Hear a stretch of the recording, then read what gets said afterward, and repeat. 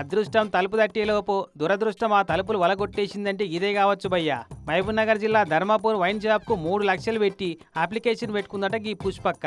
మొన్న అన్ని వైన్స్ల టెండర్లకు lucky draw తీసినట్టే Mahabub Nagar లో కూడా కలెక్టర్ విజయేంద్ర బోయి మేడం తీసింది లక్కీ డ్రా. ఆ లక్కీ డ్రాలో ఈ అక్కనే లక్కు వరించి టెండర్ దక్కింది. అబ్బా కిస్మత్ కులాయించింది నాదని మురిసిపోయింది అక్క కుటుంబం అంతా. కానీ సీన్ కట్ చేస్తే పుష్పక్కకు దక్కిన వైన్స్ టెండర్ ను రద్దు చేస్తున్నట్టు ప్రకటించారట జిల్లా ఆబ్కారీ శాఖోళ్ళు. మరి అట్లెందుకంటే ఈ పుష్పక్క సర్కారీ నౌకరీ ఎత్తుందట. జిల్లా కేంద్రంలో ఉన్న Ram Nagar girls high school PET కొలువు చేస్తుందట.